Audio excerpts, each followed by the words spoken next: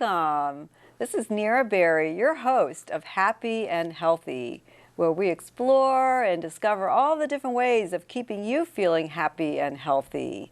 And remember to watch my segment at the end of this show and every show called Good to Know. So my guests today do a lot of really good things to help kids in our community feel good and feel happy and healthy. So please welcome my guests, Max Levitt and Ian Cohen of Leveling the Playing Field. So thank you so much for being here today. Thanks for having us. Pleasure. Sure, it's wonderful. So Max, you're the founder and the executive director of Leveling the Playing Field. So can you just tell me a little bit about yourself and about Leveling the Playing Field? Yeah, so I'm a native Washingtonian. I grew up in Bethesda, Maryland, went to the Jewish Day School in Rockville, Maryland. And sports has always been the most important part of my life. Growing up, I played literally every sport you can possibly imagine. Every weekend, weeknights, I was always either at a baseball field, hockey rink. It was just ingrained in my youth. And then when I went to college at Syracuse University, I immediately majored in sport management. Just because of my love for sports. When I realized that there was a major that had the word sport in it, it was pretty much done from there. And so I majored in sport management. I worked in college football for a while. I've worked in professional football. I've been working in really sports from elementary school kids all the way up to professional athletes. So sports is your life. Yeah, for like 4 years, and it still is. So yeah, sports has been central to my life. That's great. Mm-hmm. So what inspired you to start this organization? What motivated you? Yeah, it was a combination of things. I think what kind of sparked it was my experience at Syracuse. So when I decided to major in sport management, one of the first things I did was I looked for some sort of an internship job opportunity, and what I landed on was an equipment manager for the football program. So I spent 3 seasons managing the equipment for the Syracuse University football team, which was a really cool job. I got to take charter jets to games, work on the sidelines for a sports nut like myself. I mean, it was like a dream come true. You couldn't have asked for a better experience. One of the first things I noticed when I started the job was how much equipment we had. So I remember like it was yesterday walking into the equipment room that would be my my home for 3 years, and just seeing the shelves full of brand new cleats, footballs, gloves, helmets, shoulder pads. As a sports fan, it was like going to a candy store. Yeah, you see this stuff, and it's like, wow, I can touch this, I can play with it. This is so cool. It seems kind of silly, but most sports fans can probably relate to that. And at the same time, so I saw all the equipment. We went through our season. I went home for the summer, and then when I came back to football in August, and it's about a month before the student body gets there, maybe a week before the athletes get there for training camp. Our first job was to really set up the locker room, set up the equipment shed outside, our equipment room. Everything had to be ready to go, so when the athletes got on campus for the 3-week training camp, we weren't going to be wasting any time. We were ready. And one of the first things that happened was our boss came up to us and said, okay, all the equipment for this season is going to be coming in from Nike midweek. We have to clear the shelves, clear the locker room, the equipment shed. Everything has to be clear so that we can put everything on the shelves in a timely manner. And so what we did was we literally took boxes of footballs and gloves and cleats by the hundreds. Some of it brand new, all of it in good condition. We threw it into a dumpster. We walked out the back door. We walked across the parking lot and tossed millions and millions of dollars worth of product into a dumpster. And what I came to learn about why that was is, my initial thought was that, colleges pay for the equipment, right? Maryland's sponsored by Under Armour prominently. I think most people would be under the assumption, Maryland pays for their cleats and their gloves and their footballs. At least that was my assumption at the time.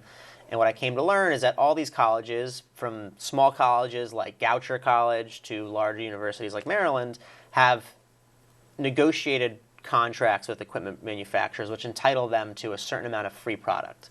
So at Syracuse, we were with Nike, and we had about a $3.5 million contract per season for football with Nike, which wasn't like we got cash. It was, here's a credit to spend on our product every year.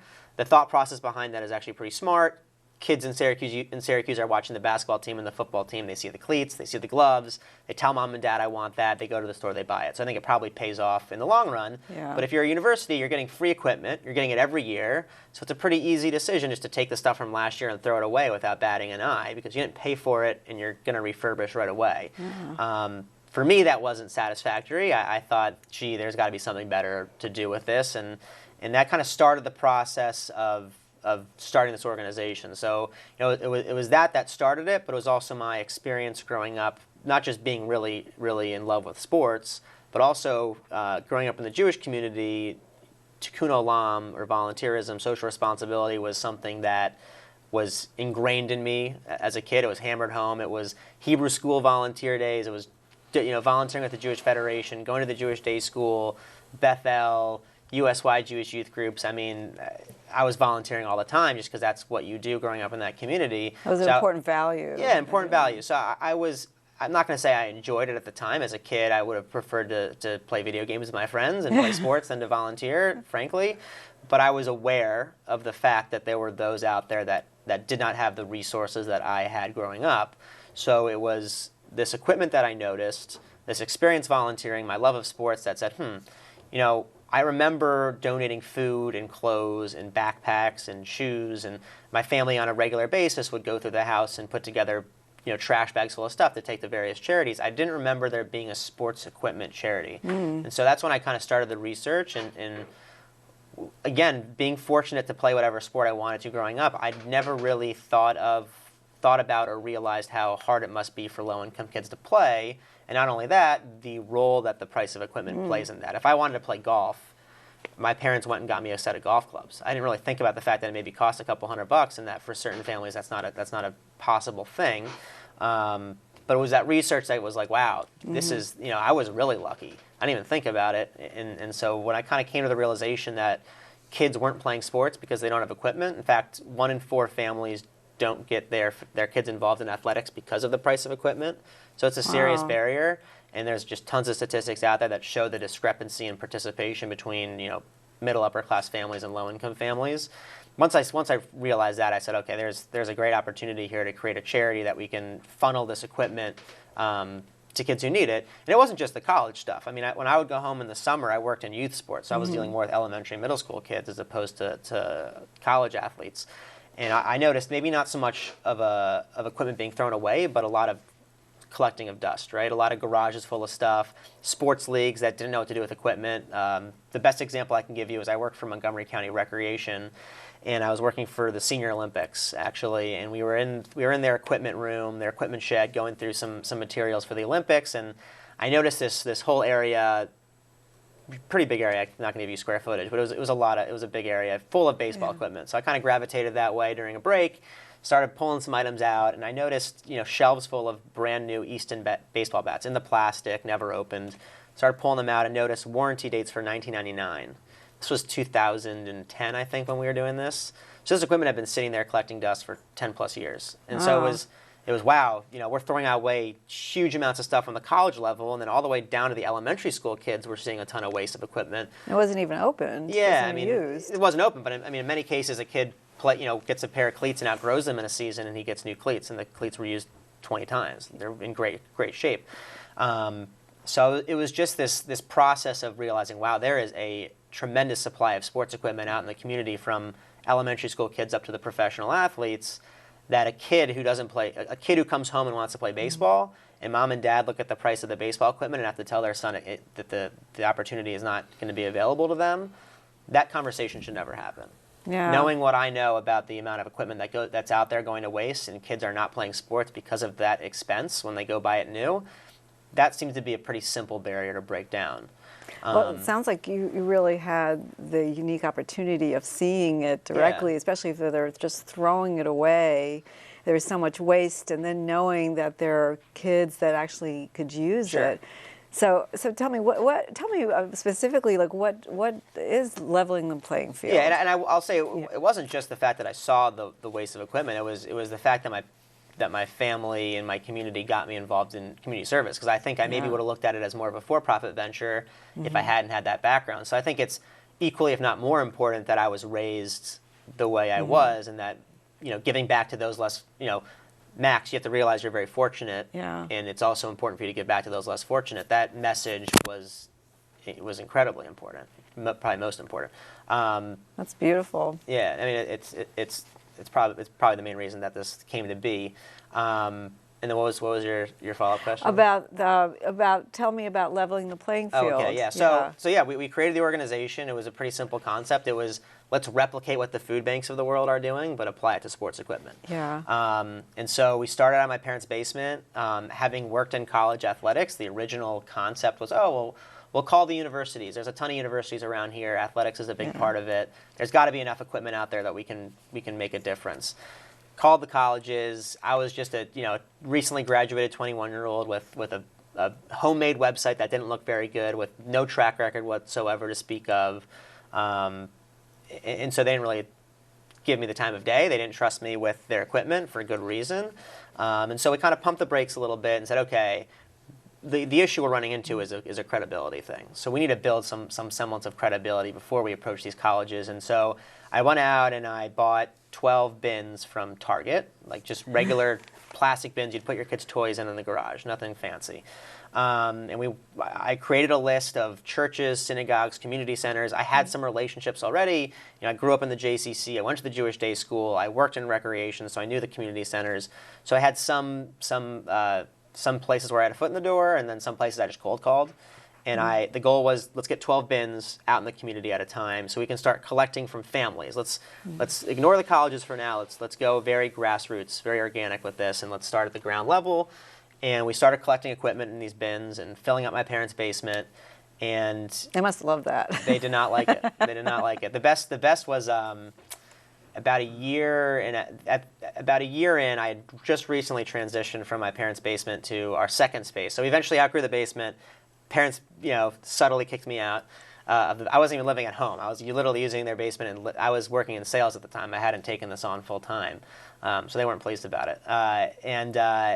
We eventually transitioned to a vacant dance studio up in Gaithersburg, just a space that was vacant. The owner said, "Look, you can put your stuff in here. We haven't been able to lease it for the last few years. We're going to keep trying to lease it. So if we lease it, we'll give you a month to get out. But if you want to put your stuff there in the meantime, feel free of cost," which is a huge deal. But we had developed a relationship with Under Armour, and they were sending us like 20 big pallets full of equipment. And they had our old address, and they went to my parents' house. We have some equipment for leveling the playing field. My parents know, they're used to people coming at this point. Like, just throw it in the garage. Max will come by this weekend and move it over to his new space. And they're like, "Look, lady, you don't understand what we have." And so my mom calls me frantically. She's like, "You need to get to the dance studio now." And so we quickly moved out of that space. And I think 2 years ago, a little over 2 years ago now, we've been in a 4,000 square foot warehouse space in Silver Spring, Maryland. So we actually never had to go back to the college concept. It was interesting. We found so much success with the youth sports community, with going to baseball leagues and schools and churches and school events and just community events and collecting from families instead of the colleges. We found so much success in that we never had to go back to the colleges. We were getting so much support from the community that that's great. We never needed to go down that road because we had more than enough equipment to help out the kids who needed it. It was pretty amazing. That's great. So I want to hear more about it, and I want to hear, Ian, if you can give us some examples of how the kids benefit. We're going to take a short break now, and I'm Nira Berry, your host of Happy and Healthy, and stick around. We'll be right back. It takes less than 1 minute to find out if you may have prediabetes. You can do it here. But I get it, you're busy, and busy people can't have prediabetes. I read that wrong. They can, okay? Just go to the site. Hi, welcome back to Happy and Healthy. I'm Nira Berry, your host, and we're speaking with Max Levitt and Ian Cohen from Leveling the Playing Field. So let's continue. Ian, you're the Client Services Director, so you deal directly with the teams and with the kids that benefit from it. So can you give me an example of how it may impact a kid? Well, we don't work with children directly. We don't work with families directly. That would be the difference between us and a food bank per se. We work directly with program managers, school teachers, and the like. So an organization will apply. We have a link on our website. And after that, I'll go out and visit the program and meet with them and see what we can do to help them out. And they're typically dealing with all kinds of struggles. So we work with a couple high schools in Montgomery County. and they're just trying to offer as wide a palette of sports as possible to get as many kids involved in sports. So they come and the high schools take a lot of equipment so they can offer as many teams as possible.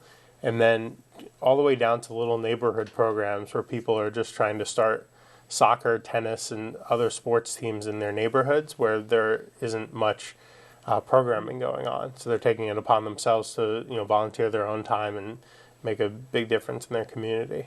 So how would, like give me an example of one of those little neighborhood teams.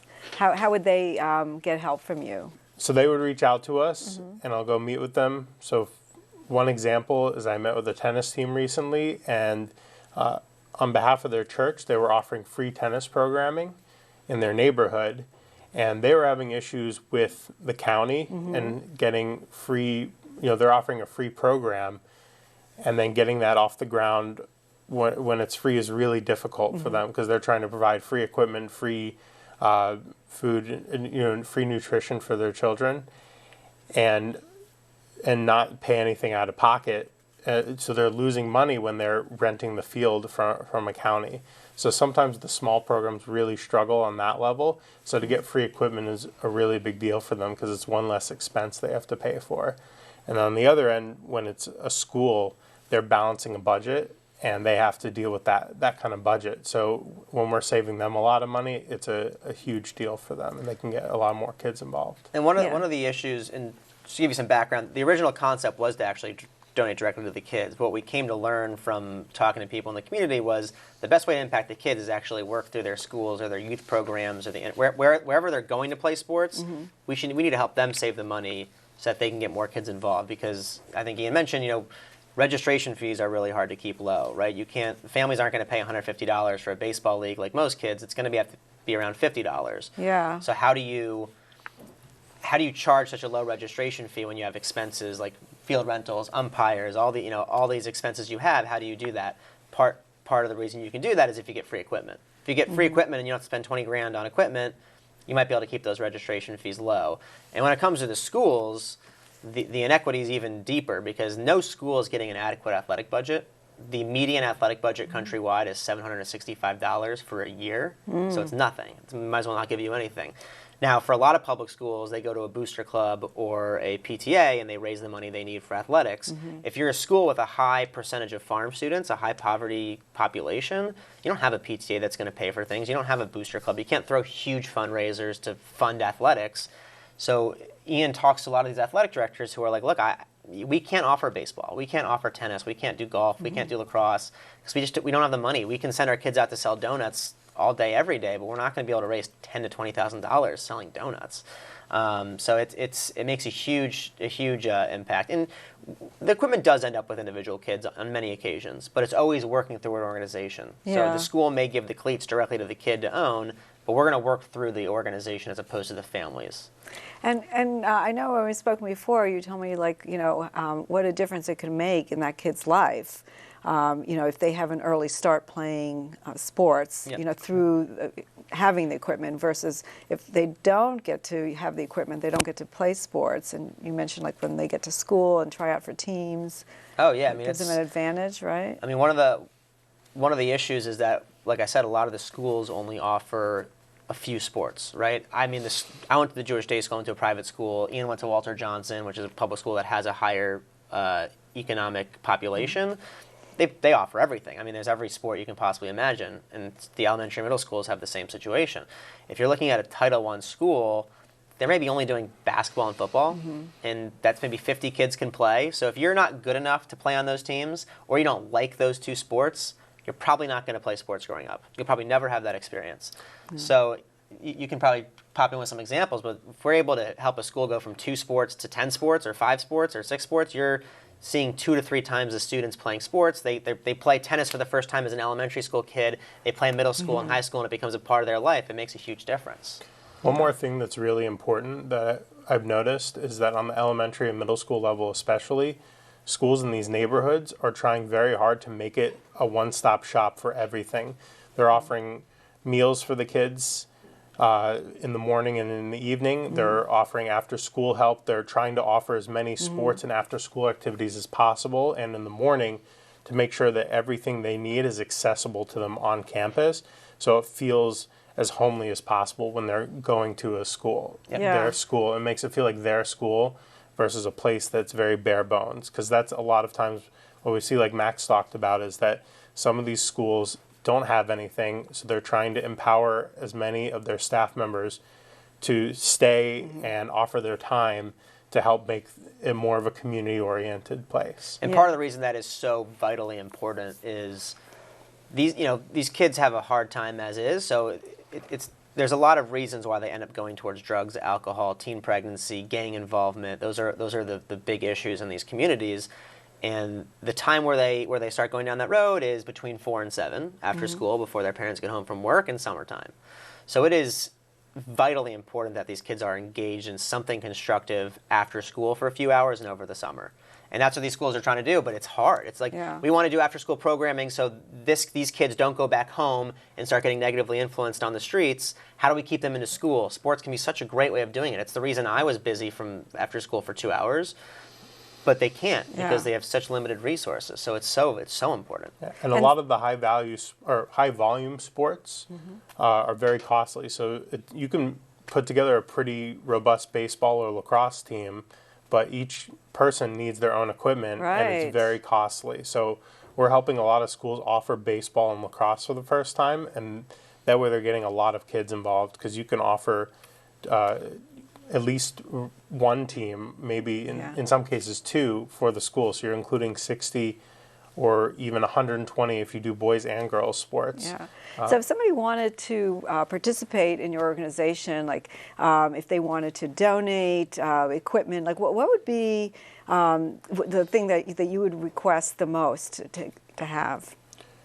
We're always looking for more lacrosse gear, because that's definitely the big thing around here, is everyone is trying to start lacrosse in their school, both in Baltimore City and the DC area. So we get a lot of requests for lacrosse, and then we're always helping a lot of soccer and football programs. And people can just drop it off. Right. Yeah. So we definitely prefer if people drop it off. It makes it a lot easier on us. Yeah. Sometimes we can schedule pickups, but for people to bring it to us is very meaningful, because we have a small staff. Yeah. And I would say the number one thing people can do is, don't just drop off your stuff at our warehouse. We're always looking for people to run collection drives for us. We're 3 people full time in the office, 5 people at a given time. We rely so heavily on volunteers, not just to help, not just to keep our warehouse maintained. I mean, we have stuff coming in all day, every day. Our warehouse is full of equipment that needs to be sorted and inventoried right now. So we're always looking for people to come and volunteer at the warehouse. But I would say above everything else is we're always looking for students to go out and run collection drives for us. So if you're a bar mitzvah student, if you're an Eagle Scout, a Girl Scout troop, you just need your SSL volunteer hours, and you want to take on a project that will get you a ton of hours, we give you bins, flyers, any type of marketing material you want, direction, and you can go out to your school, your youth sports league, your neighborhood, your church, your synagogue, family, friends. You can go out there, and we have people come, fill up 5 SUVs full of stuff and bring it to our warehouse. And because we're so few people, bringing in equipment, we can only do so much, right? We're out on the weekends collecting at all the sports leagues, but we can have kids out there placing bins in 3 or 4 different places.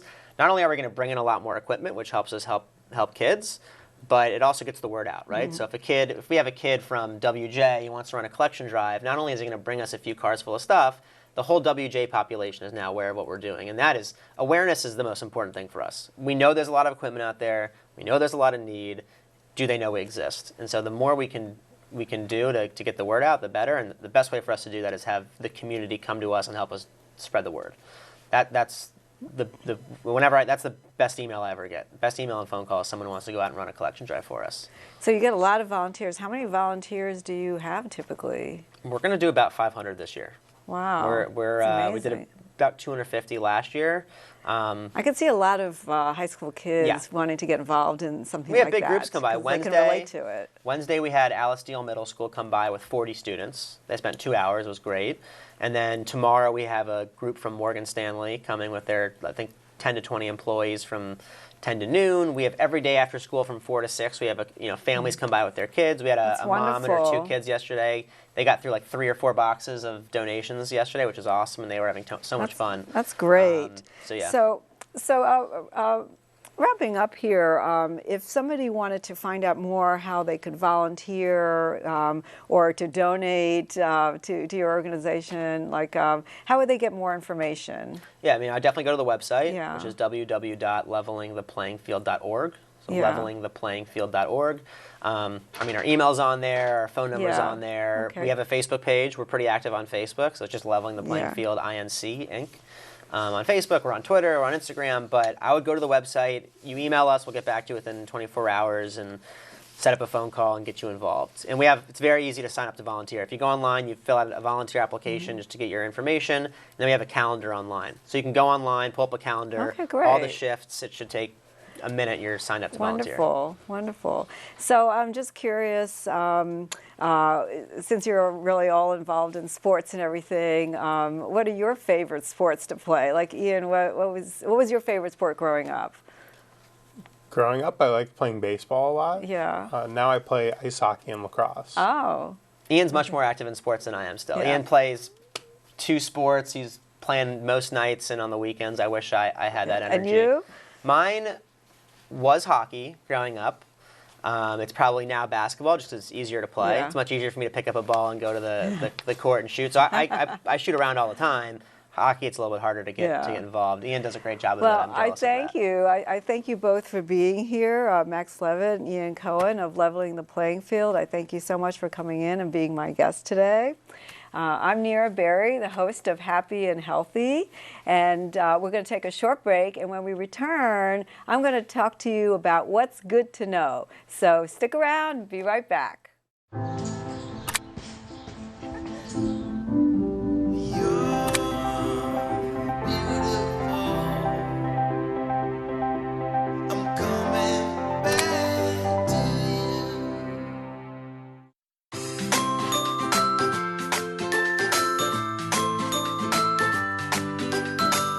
Hi, welcome back. I'm Nira Berry, host of Happy and Healthy. And now I'm going to share with you what's good to know. So many people always say that they want to feel happier, and as a life coach, I always recommend many different methods, but one of them that really stands true for all time is giving of yourself, is volunteering.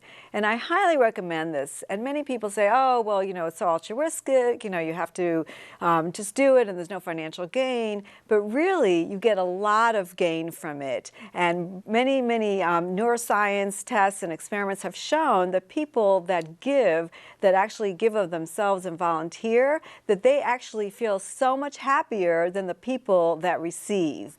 And so I say to you, why don't you try volunteering? Just go for it. Give the gift to somebody. Maybe help your elderly neighbor, maybe help them drive them to the grocery store. Think of something that you can do in your community and you'll be better off for it. So I welcome any comments or questions at happyandhealthytv@gmail.com.